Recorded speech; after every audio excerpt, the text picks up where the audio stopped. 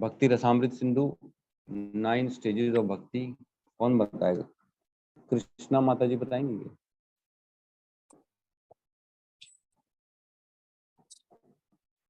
याद किए हैं?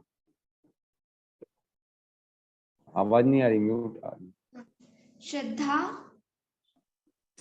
संतों का साथ, भजन क्रिया, अनर्थ निवृत्ति और निष्ठा, रुचि, आसक्ति, भाव, प्रेम। एकदम सही है, बहुत बढ़िया। ठीक है, और कौन बताएगा?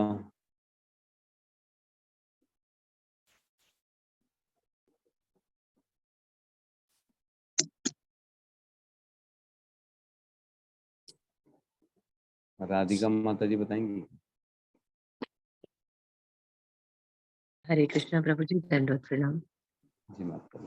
हरे सबसे पहले श्रद्धा, फिर संतों की संगति, भजन, फिर अनर्थों का टलना, निष्ठा, रुचि, आसक्ति, प्रेम और शुद्ध प्रेम।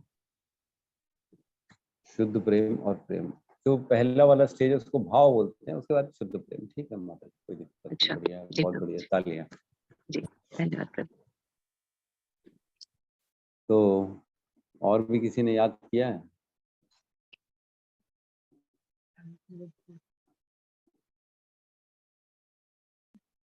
चलो कोई बात नहीं, ठीक है, बहुत बहुत धन्यवाद। सबने वर्किंग की है।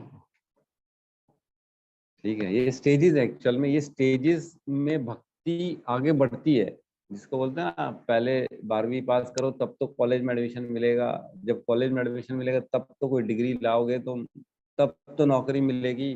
तो ये स्टेजेस है भक्ति में भी, पहले श्रद्धा होगी तब आगे बढ़ पाओगे, नहीं तो आगे ही नहीं बढ़ पाओगे। श्रद्धा होगा, साधु संग होगा, उसके बाद ही तो समझ में आएगा भजन कैसे करना है। भजन करना चालू करेंगे तो जब भजन हमारे अंदर जाएगा उसके बाद ही अनर्थ निकलना चालू होंगे। अनर्थ जब निकल जाएंगे ना, उसके बाद आपके अंदर निष्ठा आ जाएगी, फिर स्टेबिलिटी आ जाएगी, एकदम प्रेम पूर्वक चलेगी फिर भक्ति। फिर तो उसके बाद की जर्नी जो है ना बहुत आसान हो जाएगी, फिर ऑटोमेटिक मोड में सब अच्छा लगने लगेगा, वो चीजें अंदर से खराब निकलने लगेगी।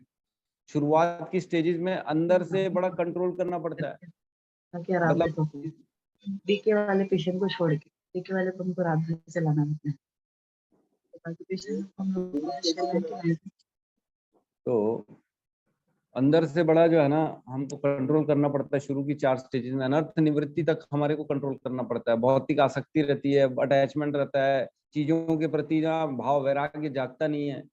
वैराग्य निष्ठा पे जागता है जाके, तब खुद ही खुद दूसरों से जो है ना कुसंगति से दूर रहने की इच्छा होगी, अच्छा ही नहीं लगेगा जाना। उसके बाद रुचि, आसक्ति, भाव, प्रेम, फिर तो बढ़ जाता है, कोई दिक्कत नहीं। बहुत बढ़िया, धन्यवाद। तो प्रवेश करते हैं हम आज के भगवद गीता की क्लास में। कल तक हमने पढ़ा 11 तक, आज 12 से स्टार्ट करेंगे। तो सबसे पहले मंगलाचरण से स्टार्ट करते हैं। ओम अज्ञानतिमिरन्धस्य ज्ञानाञ्जनशलाकया चक्षुरुन्मिलितं येन तस्मै श्रीगुरुवे नमः। नमो विष्णुपादाय कृष्णपृष्ठाय भूतले श्रीमते भक्तिवेदांत स्वामी इति नामिने। नमस्ते सरस्वते देवे गौरवाणी प्रचारिणे निर्विशेष शून्यवादी पाश्चात्य देशतारिणे। जय श्री कृष्ण चैतन्य प्रभु नित्यानंद श्री अद्वैत गदाधर श्रीवासादि गौर भक्त वृंद।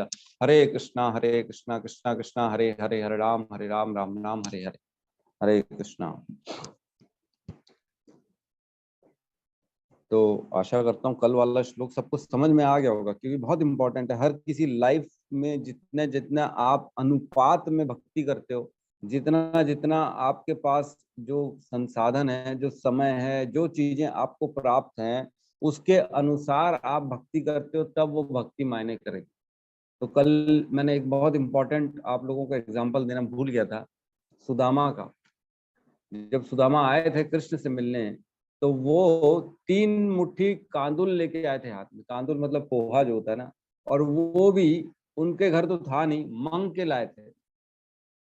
तो भगवान जब देखे, भगवान को मालूम था कुछ मेरे लिए लाए, तो बोले लाओ दो, मेरे लिए क्या लाए हो तुम, बताओ बताओ। सुदामा छुपा रहा था आज की, इतने बड़े द्वारकाधीश को मैं क्या दूं, इतने बड़े राजा को क्या मैं ये मुट्ठी भर बासी चावल दूं जो 3-4 दिन पुराने, और वो भी मांग के लाया हूं 3 मुट्ठी।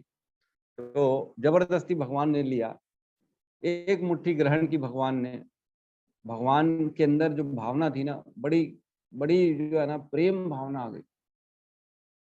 मतलब भगवान क्या सोचे उस समय कि इसकी जितनी स्थिति है उस स्थिति से बढ़ के इसने मेरे लिए किया है। इसके पास घर में चावल भी नहीं थे, मांग के लाया, खुद भूखा बैठा है, बच्चे भूखे बैठे, खुद को नहीं खिला रहा है, मेरे लिए 3 मुट्ठी लेके आया। तो जो उसके पास नहीं भी था वो भी उसने भगवान के लिए किया। लेकिन भगवान इतने ऋणी हो गए उसके प्रति कि बोले मैं तो अखिल ब्रह्मांड नायक हूँ, मैं मेरे पास तो सब कुछ है, मैं वो उसके आगे कैसे इसको दे दूं, जो मेरे पास नहीं है वो भी कैसे दे दूं। मतलब ये भगवान की स्थिति आ गई थी, समझ रहे हैं। अगर तो किसी गरीब के पास 100 रुपए है, उसने उसमें से 50 रुपए दान कर दिए, लेकिन एक करोड़पति आदमी है, उसने 2000 रुपए दान कर दिए, तो ज्यादा बड़ा दान किसका? उसने 100 में से 50 दे दिए, 50% दे दिया, लेकिन करोड़पति ने 2000 दिए। करोड़ों में से 2000 कितना परसेंट होता है? 0.1 0.5 ऐसा, आधा परसेंट, 40 पैसे 10 पैसे। लेकिन इसने 50% जो है ना दान कर दिया, तो कौन बड़ा दानी हुआ? गरीब दानी हुआ। तो अनुपात का मतलब ये होता है कि आपके पास जो है उसमें से आपने कितना दिया। ऐसा नहीं कि प्रभु जी हम सबको जो है ना 100-100 रुपए देने, ऐसा नहीं है।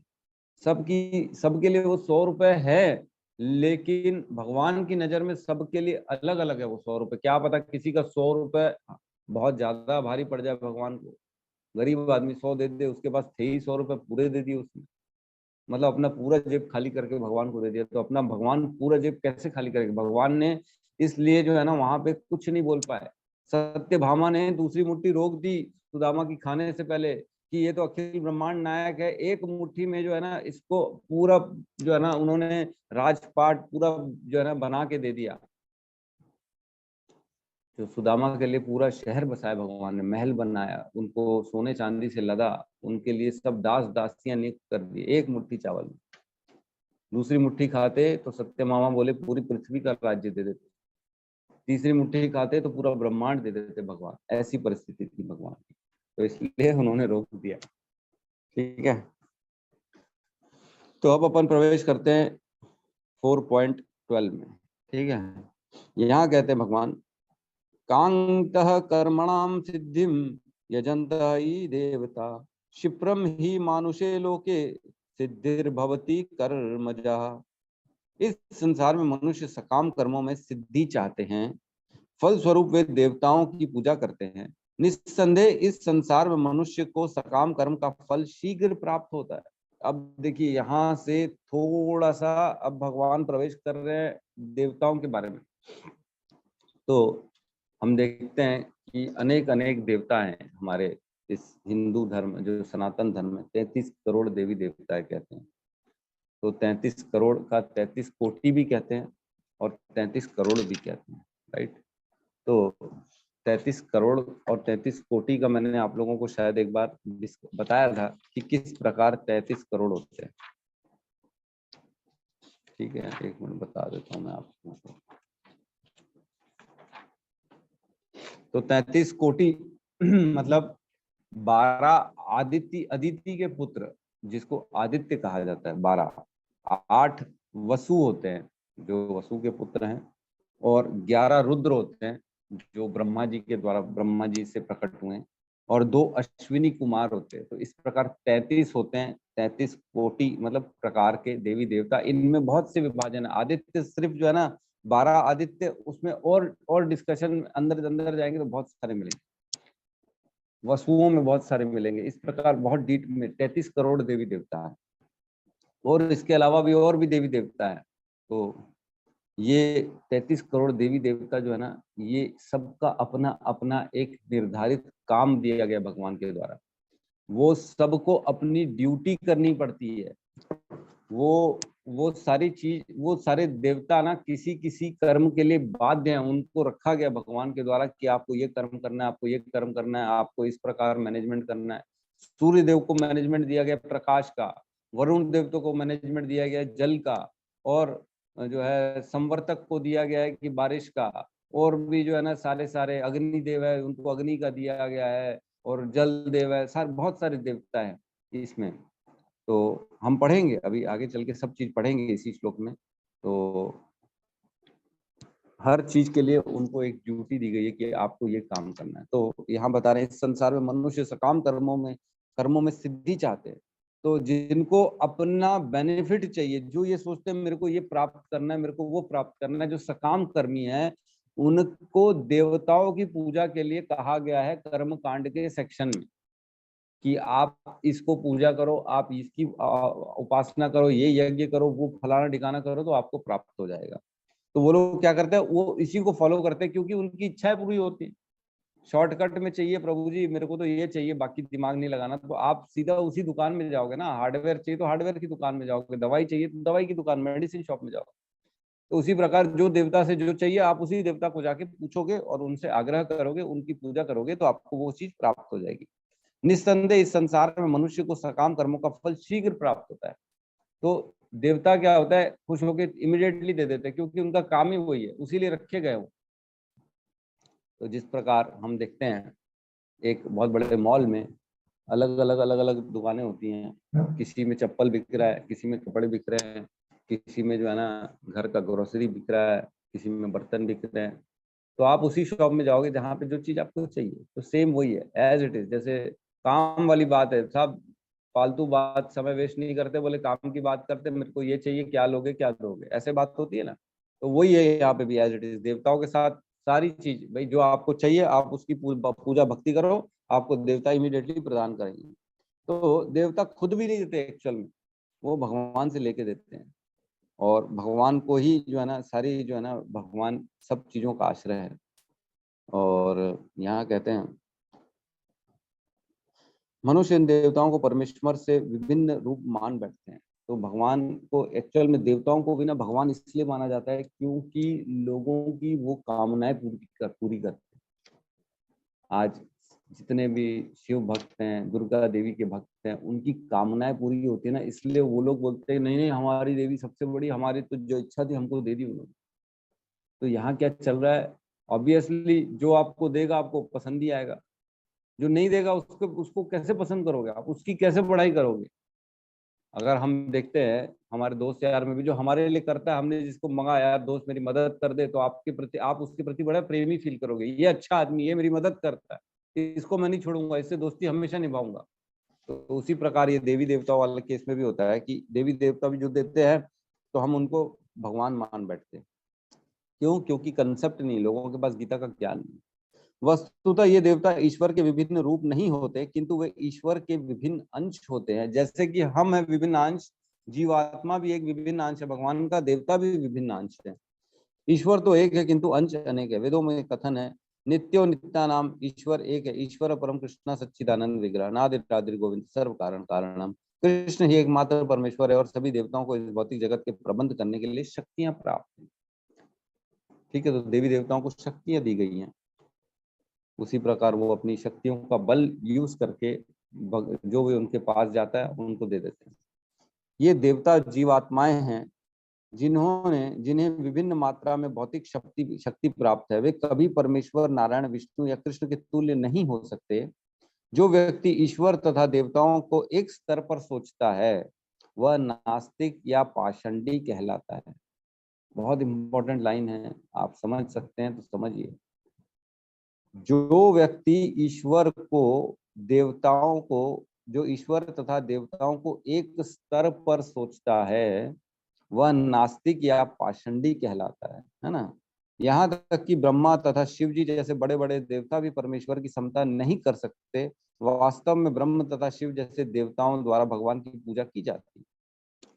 तो एक बार क्या हुआ, ब्रह्मा जी गए मिलने कृष्ण से, विष्णु से। तो वहां गए, बोले बाहर, बोले बताइए ब्रह्मा जी आए हैं, भगवान से मिलना है। तो भगवान के द्वारपाल गए, भगवान से पूछे, बोले ब्रह्मा जी आए। तो भगवान समझ गए इनमें थोड़ा सा ना अहंकार आ गया ब्रह्मा जी में कि मैं सृष्टि का रचयिता हूँ। तो फिर भगवान ने बोला द्वारपाल से जाके पूछो कौन से ब्रह्मा आए। तो फिर वो आए वापस, बोले आप कौन से ब्रह्मा हो। तो ब्रह्मा जी को बोले अरे कैसी बात कर दी है प्रभु जी, मैं तो अकेला ब्रह्मांड का जो है ना सृष्टि का मैंने रचना की है, मैं तो ब्रह्मा हूँ। आपने मेरे को शक्ति दी, मैंने उससे पूरे ब्रह्मांड की रचना कर दी, 4 मुखी वाला ब्राह्मण हूँ, ब्रह्मा हूँ, कैसा कर रहे? तो वो ना समझ नहीं पाए भगवान की ये बात को। तो गए अंदर, जब उनको मिला परमिशन तो उनको ये बहुत डाउट था, क्योंकि भगवान परमेश्वर है, परमात्मा है, सबके हृदय में रहते हैं, इसलिए उनको उसके हृदय की बात मालूम पड़ जाती। तो भगवान ने सारे ब्रह्माओं को बुलाया, और भी बहुत सारे ब्रह्मा थे। तो ये ब्रह्मा जी जब अंदर प्रवेश किए तब इन्होंने देखा कि मैं तो अकेला ब्रह्मा हूँ, यहाँ पे तो बहुत सारे ब्रह्म बैठे हुए, किसी के 4 मुख हैं, किसी के 8 है, किसी के 16 है, किसी के 100 है, किसी के 1000 है, किसी के 10,000 है, ऐसे अनेक ब्रह्मा बैठे हुए हैं। तो वो अपने अपने ब्रह्मांड के ब्रह्मा आए हुए थे, हर ब्रह्मांडों के, क्योंकि असंख्य ब्रह्मांड है इस सृष्टि में। तो इस प्रकार ब्रह्मा जी का फिर उसमें जो है ना अपना अहंकार चूर हो गया, उनको समझ में आया कि नहीं, मैं मेरी जहाँ तक सोच है वो उसके बहुत परे है, ये कृष्ण जो है ना बहुत बहुत आगे की चीज है, हमारे बस की बात नहीं।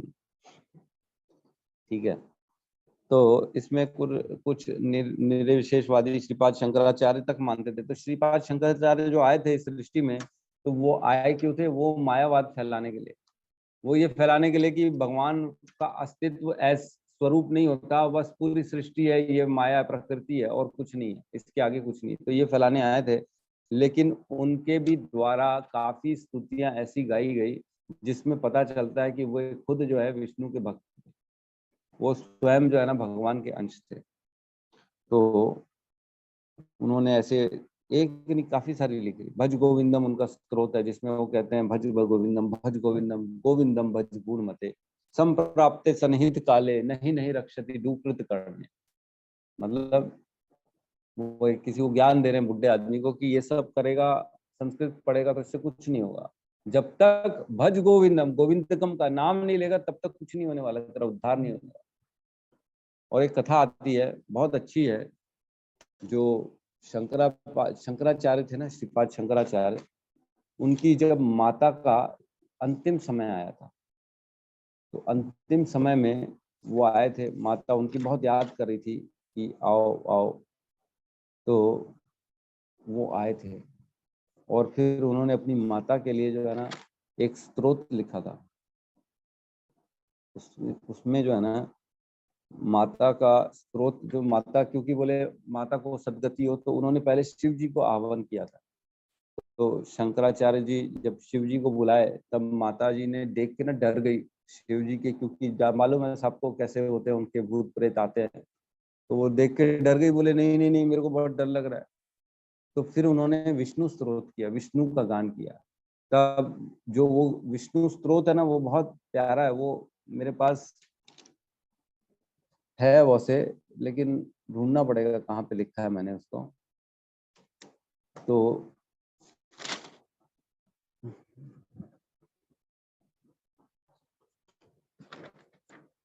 वो जो है ना वो गाया उन्होंने अपनी माता के लिए, फिर उसकी माता के लिए फिर विष्णु के दूत आए उनको लेने के लिए, उनकी माता के लिए। तो इससे समझ सकते हैं कि जो है ना कि इवन शंकराचार्य भी जानते थे कि स्वयं श्री कृष्ण ही सब कुछ है और कोई नहीं।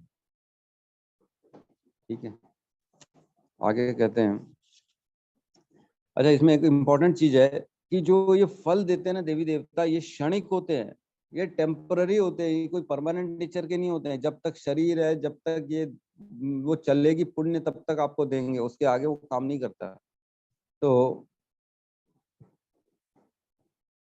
देवताओं की पहले जो होती है मनोकामना मांगी जाती है उनसे, अपन बिजनेस डील होती है देवताओं के साथ कि भैया मेरे को ये दोगे तो मैं ये उपवास रखूंगा, मेरे को ये करके दोगे तो भंडारा करा दूंगा, XYZ ऐसा होता है।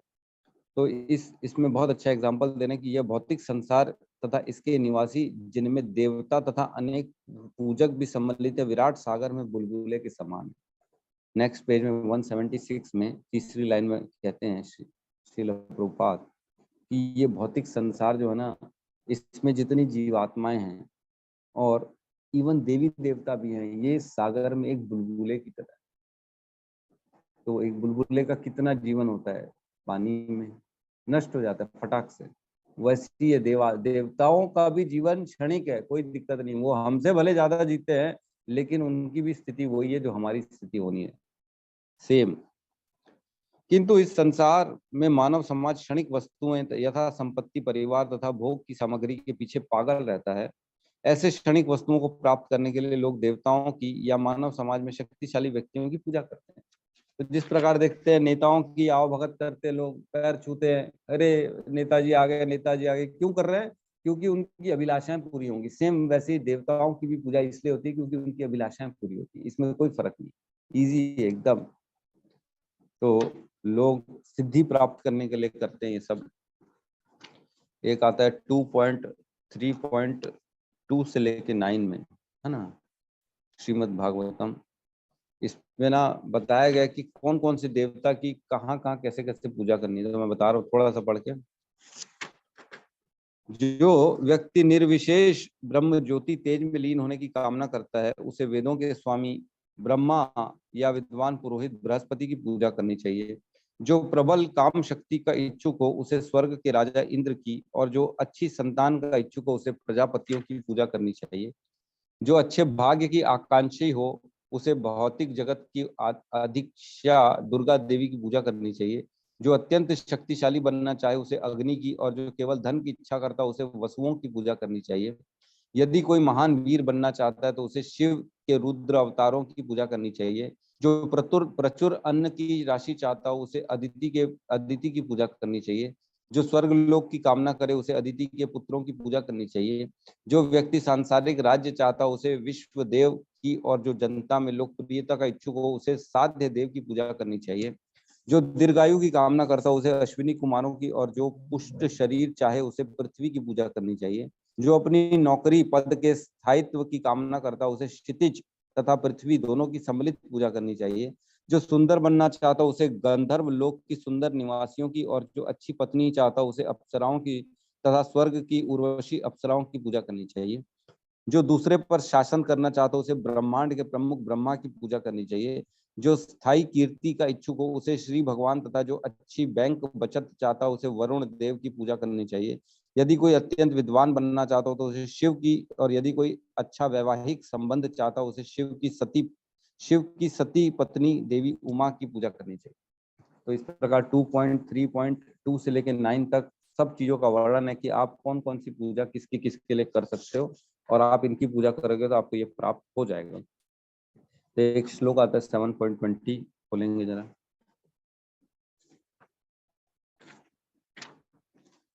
Page number 288। यहाँ कहते हैं जिनकी बुद्धि भौतिक इच्छाओं द्वारा मोहित मारी गई है, वो देवताओं की शरण में जाते हैं, और वे अपने अपने स्वभाव के अनुसार पूजा के विशेष विधि विधानों का पालन करते हैं। तो जो भौतिक जिनकी चीजों में बहुत ज्यादा इंटरेस्ट है, मेरे को ये चाहिए वो चाहिए, वो जाते हैं भगवान को छोड़ के देवताओं की शरण में। ठीक है।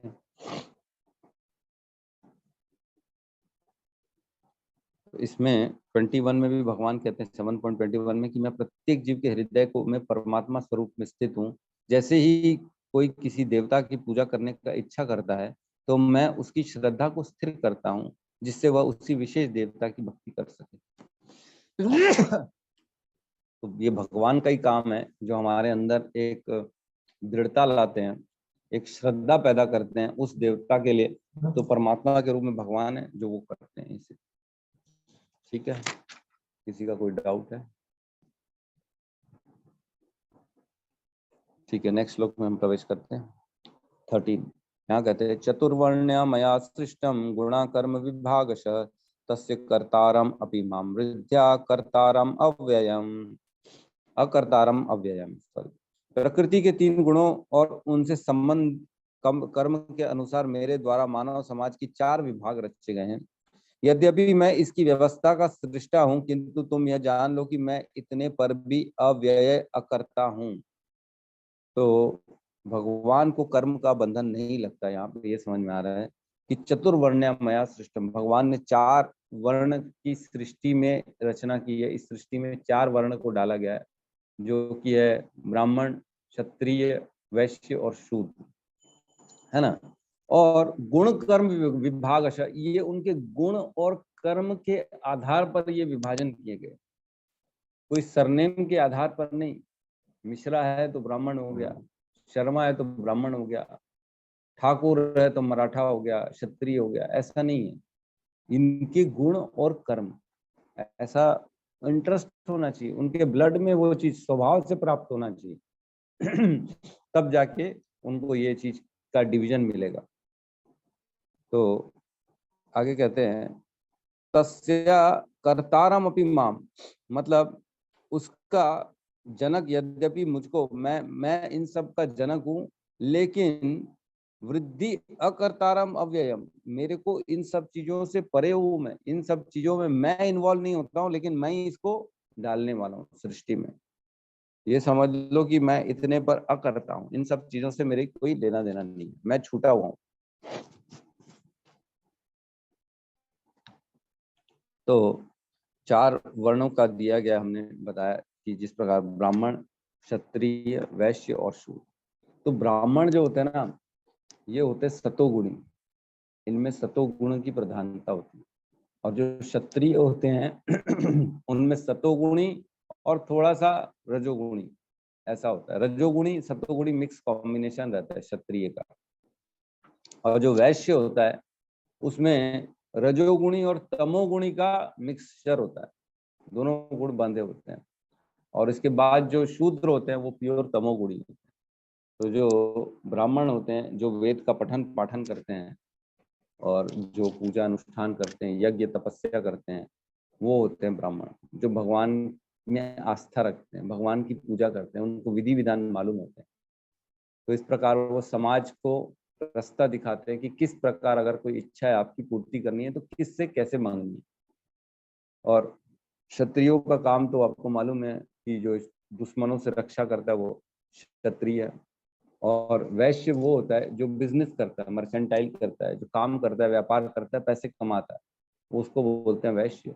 और शूद्र जो इनकी सेवा करता है, चाहे ब्राह्मण की सेवा करे शूद्र, चाहे क्षत्रिय की सेवा करे, चाहे वैश्य की सेवा करे शूद्र। तो शूद्र कोई लोअर कैटेगरी नहीं होती है। शूद्र एक्चुअल में लोग बोलते हैं ऐसे, तुम शूद्र हो, तू शूद्र को दूर कर, ऐसा ये पहले चलता था। लोग जो नीचे वाली जातियों को शूद्र बोलते थे, लेकिन ऐसा कोई शूद्र जाति नीची नहीं है। ये तो सारे हैं, एम्प्लॉय जितने भी है ना, जितने भी वर्कर है, वो सारे के सारे शूद्र हैं। तो वो क्या नीचे है? नहीं, ऐसा नहीं है। तो शास्त्रों को तोड़ मरोड़ के लोग पेश करते हैं, लेकिन ऐसा शास्त्र है नहीं। शास्त्र एकदम सही है, भगवान ने इसकी रचना की है, तो भगवान कहीं पे भी कुछ भी उसमें गलत हो ही नहीं सकता भगवान की रचना में। तो इसका जो डिवीजन है ना 18.42, 43, 44, ये खोलते हैं अपन।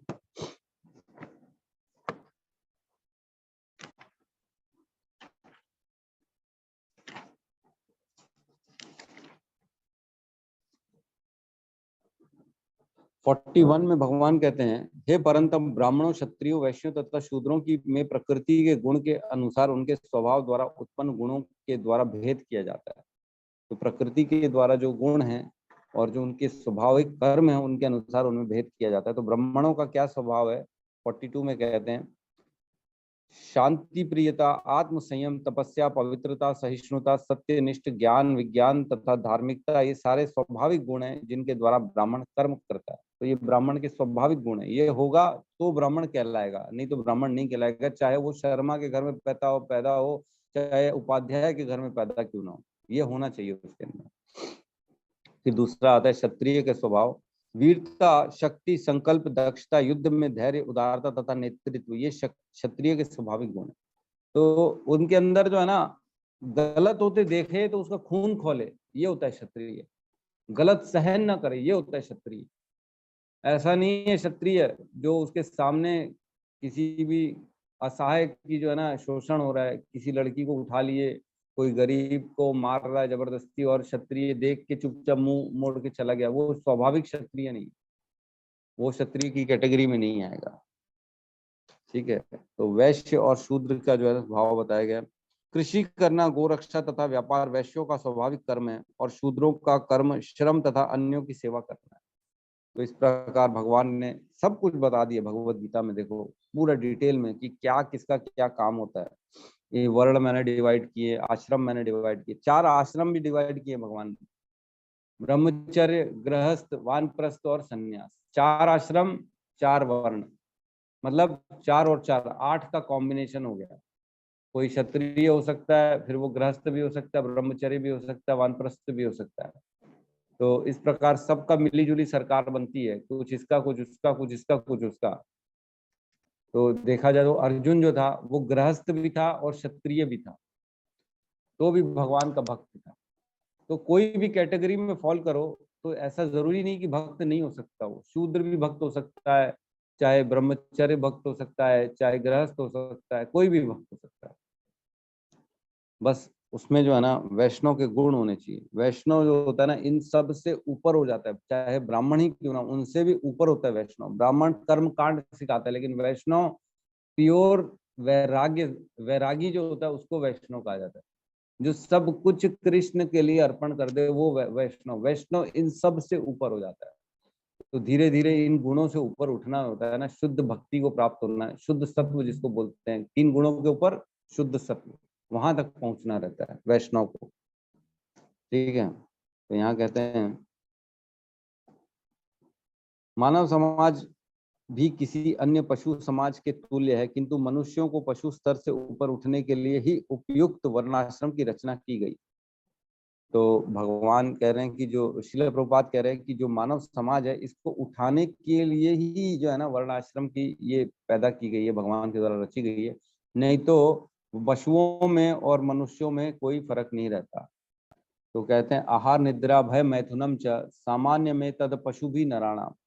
सामान्यता ये चारों चीज पशु में भी होते हैं और नरों में भी होते हैं, इंसान में भी। आहार निद्रा भय मैथुन, धर्मो ही तेषाम अधिको विशेष है। इनमें धर्म एक विशेषता है जो मनुष्यों में है। धर्महीन पशु भी समान है। मतलब अगर कोई मनुष्य धर्म के बिना है तो वो पशु है, उसमें और पशुओं में कोई अंतर नहीं। तो धर्म क्या है? धर्म ये है कि भागवत धर्म और वर्णाश्रम धर्म, कल भी पढ़ा था हमने, 2 धर्म भगवान स्थापना करने आते हैं। यदा यदा ही धर्मस्य ग्लानिर्भवति भारत अभ्युत्थानम अधर्मस्य तदात्मानं सृजाम्यहम्। मैं आता हूं धर्म की संस्थापना करने के लिए। कौन से धर्म? 2 धर्म, वर्णाश्रम धर्म और भागवत धर्म। ये दोनों धर्म के लिए भगवान आते हैं, और ये दोनों धर्म ही हैं जो इंसान को इंसान बनाते हैं, पशुओं से अलग करते हैं। ठीक है, जिससे क्रमिक रूप से कृष्ण भावनामृत का विकसित हो सके।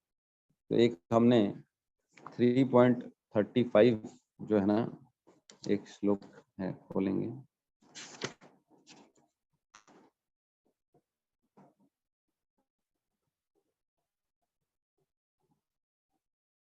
नहीं ये कुछ और है।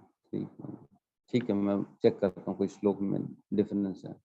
ठीक है, तो जो क्रमिक रूप से कृष्ण भावनामृत विकसित हो सके, इसमें कहते हैं कि जो है भक्ति में लगना और ये सब चीजों को छोड़ना, धर्म को फॉलो करना, ये चीजें ही करेंगे तो जाके हम जो है ना भगवान के बनाए हुए वर्णाश्रम को फॉलो करेंगे। अदरवाइज हम नीचे नीचे चले जाएंगे, भगवान नीचे भेज देंगे हमारे को। किसी विशेष व्यक्ति की किसी कार्य में प्रवृत्ति की निर्धारित उसके द्वारा अर्जित प्रकृति के गुणों के द्वारा किया जाता है। गुणों के अनुसार जीवन के लक्षणों का वर्णन इस ग्रंथ के 18वें अध्याय में बताया हुआ है। हमने पढ़ लिया 18वें अध्याय में गुण क्या बताया, किसका गुण क्या, किसके स्वभाव क्या। किंतु कृष्ण भावनामृत व्यक्ति ब्राह्मण से भी बढ़कर होता है, ब्राह्मण से भी बढ़ के होता है। यद्यपि गुण के अनुसार ब्राह्मण को ब्रह्म या परम सत्य के विषय में ज्ञान होना चाहिए, किंतु उनमें से अधिकांश भगवान कृष्ण के निर्विशेष ब्रह्म स्वरूप को ही प्राप्त कर पाते हैं। किंतु जो मनुष्य ब्राह्मण की सीमित ज्ञान को लांघ कर भगवान कृष्ण के ज्ञान तक पहुंच जाता है, वही कृष्ण भावनामृत होता है, अर्थात वैष्णव होता है। तो जो ज्यादा मतलब रूल्स रेगुलेशंस फॉलो करेगा, कर्म कांडी बनेगा, इसकी पूजा उसकी पूजा, इसकी अनुष्ठान उसका अनुष्ठान, तो वो ब्राह्मण रहेगा। ब्रह्म जानाति थी ब्राह्मण, ब्रह्म को जानने वाले को ब्राह्मण कहते हैं। लेकिन हमको ब्रह्म से भी परे जाना है। भगवान का हमने देखा साक्षात्कार 3 स्वरूप में होता है। एक होता है ब्रह्म, एक होता है परमात्मा, और एक होता है स्वयं भगवान श्री कृष्ण, जिनका स्वरूप होता है। तो जो ब्रह्म तक पहुंचता है उसको कहते हैं ब्राह्मण। जो ब्रह्म के ऊपर परमात्मा तक जाता है वो उससे और श्रेष्ठ, और जो स्वयं भगवान के स्वरूप, भगवान को एक व्यक्ति, भगवान को एक अपने जैसा मानता है, जो उनकी पूजा करता है, विग्रह सेवा करता है, पूजा करता है, वो होता है वैष्णव। तो 3 स्तर में हमने देखा रियलाइजेशन होते हैं। तो पहले स्तर वाले को ब्राह्मण कहेंगे, ठीक है। तो इसमें एक श्लोक आता है 9.32।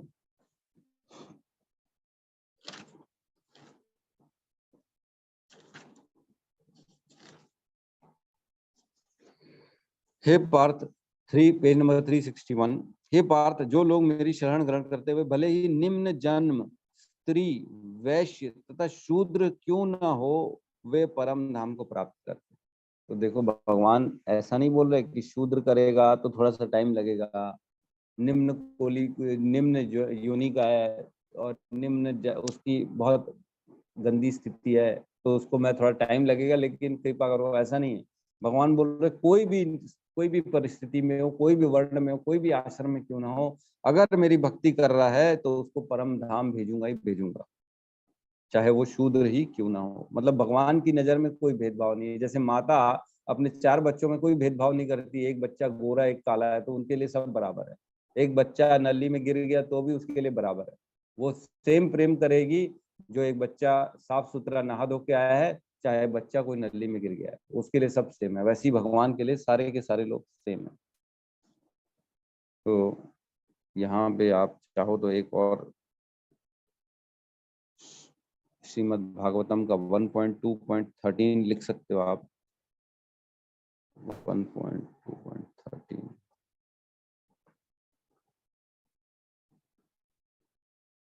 1.2.13 यहाँ कहते हैं भगवान, अतः हे द्विज श्रेष्ठ, ये सूत गोस्वामी और नैमिषारण्य ऋषियों के उपदेश दे रहे थे, तब की बात है। तो सूत गोस्वामी कहते हैं, अतः हे द्विज श्रेष्ठ, निष्कर्म यह कहलाता है कि वर्णाश्रम धर्म के अनुसार अपने कर्तव्यों को पूरा करने से जो परम सिद्धि प्राप्त हो सकती है वह है भगवान को प्रसन्न करना। तो भगवान ने वर्णाश्रम धर्म लगाया, मतलब इसमें डाला है, तो हमको उसको फॉलो करना चाहिए। हम उसको फॉलो करेंगे तो एक तरह से वो भगवान को प्रसन्न करना ही हो जाएगा, वो भगवान के निर्देशन में काम करना हो जाएगा। जैसे एक फैक्ट्री है, उसमें उसका मालिक नियम कानून बनाता है, वो नियम कानून को जो फॉलो करता है वो फैक्ट्री के मालिक की नज़र में श्रेष्ठ कहलाता है। वो बोलेगा हाँ, ये बंदा है जो पूरे रूल्स रेगुलेशन के साथ आता है और सब काम करके चला जाता है, तो ये मेरे नज़र में बेस्ट है। तो वैसे ही हमको भी भगवान की नज़र में बेस्ट बनना है, तो उनके बताए गए वर्णाश्रम धर्म को फॉलो करना पड़ेगा, तो भगवान की नज़र में हम बेस्ट हो जाएंगे। ठीक है, तो किसी का कोई डाउट है तो हम ले सकते हैं।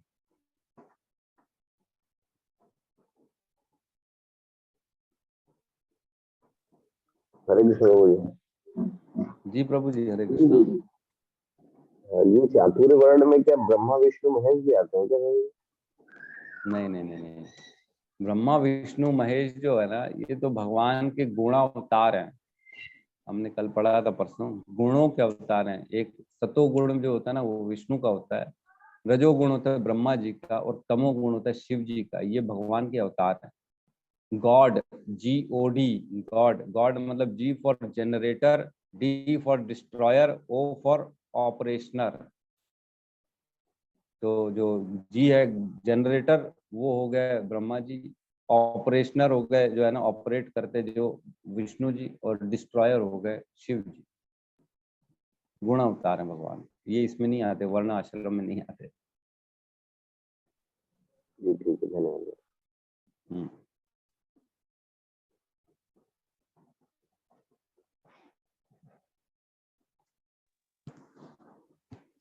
हरे कृष्ण प्रभु जी, धन्यवाद प्रणाम। जी प्रभु जी, हरे कृष्ण। प्रभु जी, सवाल में बस थोड़ा सा डाउट है, जैसे कि भगवान जब मतलब वर्णाश्रम और वो भगवत हाँ मतलब जो मतलब 2 चीजों के लिए वो करने के लिए आते हैं, जबकि तो प्रभु जी जैसे कि आजकल तो मतलब है नहीं वर्णा, मतलब ऐसा सब लोग तो अपने हिसाब से काम करते हैं और अलग अलग जैसे जातियां भी बन गई हैं। तो प्रभु जी मतलब अगर प्रॉपर जैसे जैसे भगवान ने बनाए गए हैं, अगर उस तरीके से रहते तो अभी जैसे हो रहा है वैसे शायद नहीं होता, मतलब जो स्थिति अभी है। देखिए, ऐसा है कि धीरे धीरे कलयुग का प्रभाव आ रहा है, कलयुग में एक्चुअल में देखिए, अब मैं बताऊं, सतो गुण जो था ना, सतयुग था, उसमें जो थे ना ब्राह्मण श्रेष्ठ थे। ठीक है, उस समय सिर्फ ब्राह्मणों का बोलबाला था, ब्राह्मणों को श्रेष्ठ माना जाता था, बाकी सारे जो होते हैं ना उनकी नीचे सेवा करते थे। लेकिन जब जैसी त्रेता युग आया, त्रेता युग में क्या हुआ, क्षत्रिय श्रेष्ठ हो गए, क्षत्रियों का बोलबाला था, क्योंकि साधुओं की भी स्थिति जो थी ना, असुर लोग मार देते थे, काट देते थे, फेंक देते थे, तो क्षत्रियों का श्रेष्ठ हो गया उसमें। उसके बाद जब आया द्वापर युग, द्वापर युग में वैश्य श्रेष्ठ हो गए, क्योंकि यज्ञ और जो भगवान की पूजा होती थी ना, उसमें बहुत दान सोना ये सब चढ़ाना पड़ता था। जो हमने देखा ना, सतोगुण में ध्यान करने से भगवान मिलते थे, और जो है ना त्रेता युग में यज्ञ करने से मिलते थे, द्वापर युग में पूजा करने से मिलते थे, पूजा अर्चा विग्रह करते थे, इसमें चढ़ावा देते थे, बहुत सारा चढ़ावा। चढ़ावा कहाँ से आता था, वैश्यों के द्वारा आता था, जो बिजनेस करता था वहां से आता था, तो वैश्य श्रेष्ठ हो गए थे। लेकिन कलयुग में जो है ना शूद्र श्रेष्ठ हो गए, समझे? तो क्या होता है, जैसे शूद्र ऊपर चले जाएंगे, आज की देख रहे हो आप, प्रजा किसके हाथ में, कौन सत्ता में आ गया, किसका बोलबाला है, शूद्रों का बोलबाला है। ब्राह्मण बेचारे कुछ नहीं कर पा रहे, क्षत्रिय क्या कर रहे हैं, उनको बॉर्डर में खड़ा कर दिया, बेवकूफ टाइप खाली गोलियां खा रहे दुश्मनों की, उनसे लड़ रहे। किनके लिए लड़ रहे हैं, शूद्रों के लिए लड़ रहे हैं, जो घर के अंदर ही जो है ना गंदगी बचा के रखे, उनके लिए लड़ रहे हैं बेचारे बॉर्डर में बैठ के। और वैश्य क्या कर रहे हैं बेचारे, व्यापार कर रहे हैं, उनपे ऐसा कर ऐसा लादा जा रहा है, ऐसा लादा जा रहा है, कर पे कर, बेचारे परेशान है। तो आज शूद्र ऊपर हो गए। तो इस प्रकार हर युग में एक एक की श्रेष्ठता बनती है। और अगर आप सोचोगे कि आप देखो क्या होता है, एक होता है पूरा प्रदेश में क्या स्थिति है, एक होता है शहर में, एक होता है समाज में, एक होता है घर में। तो आप अपने घर को फॉलो करो, कम से कम अपने घर में आप जो है ना ऐसा करो कि जो वर्ण आश्रम को फॉलो कर सकें। बाकी देखो दूसरों के ऊपर तो हमारा कंट्रोल नहीं है, हम नहीं कर सकते, लेकिन जहां तक हो सकता है उसको फॉलो करने की कोशिश करनी चाहिए। ठीक है। जी प्रभु। हम्म। तो ये धीरे धीरे क्या होता है, ये जो युग धर्म है ना, युग धर्म आता ही है, इसमें और खतरनाक स्थिति आएगी आने वाले समय में। जो कलयुग का वर्णन किया गया है श्रीमद् भागवतम में, वो बहुत खतरनाक है। इंसान जो है ना, उसमें बताया गया है कि सिर्फ इसलिए संबंध बनाएगा ताकि उसको कुछ प्राप्त हो सके, जितना उसकी सेल्फिशनेस के कारण किसी से भी रिलेशन बनाएगा, चाहे पति पत्नी का रिलेशन हो, माँ बाप का रिलेशन हो, चाहे कोई भी रिलेशन क्यों ना हो, जब तक उसका मकसद सिद्ध होगा तब तक वो रिलेशन रखेगा, बाकी तोड़ देगा, फिर कोई काम करना। तो ऐसी बहुत सी चीजें लिखी गई हैं कलयुग के बारे में। सिर्फ पैसे से जो है ना ब्राह्मण और ये सब चीजों को, मतलब पैसे से जजमेंट, जो जो इसको बोलते हैं अपन, केस लड़ते हैं और जीतते हैं, उसको अपन क्या जो भी बोलते हैं अपन, पैसे से सब खरीदा जाएगा, पैसे से सही और गलत का फैसला हो जाएगा, ये सब चीजें बताएगी। बहुत खतरनाक स्थिति आने वाली है। तो अभी फिलहाल जो है ना 5-7 हजार 10 हजार साल तक तो ठीक है, ऐसा सुन रहे हैं कि धर्म का प्रचार होगा, उसके बाद तो और खतरनाक स्थिति है। ठीक है प्रभु जी, और किसी का कुछ कहना है, कुछ रियलाइजेशन है, या किसी ने कुछ पढ़ा है उसके हिसाब से, प्रभु जी आपने ये मिस किया, बहुत अच्छी चीज बताना, तो वो भी बिल्कुल आप लोग आगे आके बता सकते हो, प्रभु जी मैंने ये पढ़ा है, प्रभु जी मैंने वो पढ़ा है।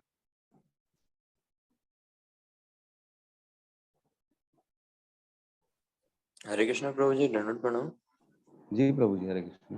जी प्रभु जी, मैंने ये पढ़ा कि हम देवी देवता से अगर कुछ मांगते हैं तो बाद में हमें उसका कर्ज वापस चुकाना पड़ता है, उसको पटाना पड़ता है, मतलब किसी ना किसी तरीके से। देखो ऐसा है कि जब हम पैदा होते हैं ना, तो पुण्य और पाप लेके पैदा होते हैं, हमारे कर्म जो होते हैं। तो कर्म के आधार पर देवी देवता हमको देते हैं। अगर हमारे पास उतने पुण्य हैं जो हम मांग रहे हैं देवी देवताओं से, तो ही वो दे सकते हैं, उसके आगे उनके पास भी नहीं होता। लेकिन किसी किसी परिस्थिति में ऐसा होता है कि सपोज करो आपने एकदम दृढ़ प्रतिज्ञा करके किसी की संकल्प कर लिया, मेरे को देवी माँ ये प्रदान करो, और देवी माँ ने देख लिया आपके अकाउंट में इतने पुण्य है ही नहीं, तो कहाँ से दें? तो क्या करेंगे? देखो, जैसे होता है ना, आपके पास बैंक अकाउंट में मात्र 10,000 है, आपने मंग लिए 15,000, तो क्या करेंगे? आप बहुत मंग रहे हो, परेशान हो, मेरे को दे दो 15,000 दे दो, 15,000 दे दो। तो बैंक मैनेजर क्या करेगा? अच्छा ठीक है, 10,000 तू ले जा, 5,000 का मैं तेरे को कर्जा दे रहा हूँ, वापस चुकता कर देना, लेकिन है ना, देना पड़ेगा, लेकिन वापस, तेरे पास है नहीं लेकिन फिर भी दे रहा हूँ मैं, तेरे को वापस करना पड़ेगा। तो सेम उसी प्रकार देवी देवता, आप मंगे जा रहे हो, लेकिन वो देख रही पुण्य नहीं है, तो भी चल ठीक है, मैं दे देती हूँ, लेकिन वापस करना पड़ेगा आपको, उतना आपको भोगना पड़ेगा, फिर वापस देना पड़ेगा। तो ऐसा होता है काम देवी देवताओं का। यही क्वेश्चन था ना प्रभु जी आपका? जी प्रभु जी, परफेक्ट आंसर प्रभु, थैंक यू। तो दे देते हैं वो। और एक्चुअल में क्या होता है, जैसे हमने देखा इंद्र जो थे ना, जब गोवर्धन लीला हुई थी तब उनकी पूजा बंद कर दी थी, तब उन्होंने ऐसा पानी तूफान फैलाया था कि बोले मैं सबको नाश कर दूंगा अगर मेरे को ये नहीं देंगे, तो मेरी पूजा अर्चना नहीं करेंगे। तो ऐसे ही होता है देवी देवताओं को। बल्कि हमारे आचार्य तो कहते हैं, जैसे पुलिस होती है, पुलिस जो होती है ना, हफ्ता लेती है। आपको मालूम है कि नहीं? मैं भी सुनता तो हूँ, मैंने दिया तो नहीं है, लेकिन ऐसा सुनता हूँ कि हफ्ता जो है ना, जो गैर कानूनी काम करते, थोड़े बहुत गलत सलत काम करते, उनसे लेते हैं। तो रेगुलर देना पड़ता है उनको, नहीं तो वो फिर व्यवधान डालते हैं, आपको नहीं करने देंगे। तो वैसी है देवी देवताओं से, अगर एक बार आपने ले लिया तो उनको फिर आपको देना ही पड़ेगा, उनकी पूजा करनी पड़ेगी। जब नहीं करेंगे तो आपसे रुष्ट हो जाएंगे वो, फिर आपको तकलीफ पहुंचाना चालू कर देंगे। हाँ, ऐसा है। ऐसा प्रभु, मतलब कंस्ट्रक्शन वर्क में भी ऐसे ही होता है, मतलब कुछ लोग को देना पड़ता है।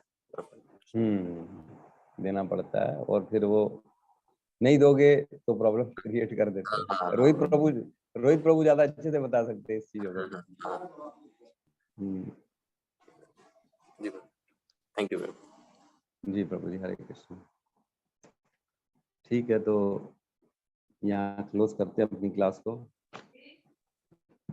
तो सब मिलके हरे कृष्ण महामंत्र का जाप कर लेते हैं। हरे कृष्णा हरे कृष्णा कृष्ण हरे हरे, हरे राम राम राम हरे हरे। सभी भक्त वृंद की जय। जगत गुरु शील प्रभुपाद की जय। जय गौर प्रेमानंद, हरि हरि बोल, हरि हरि बोल। हरि हरि बोल।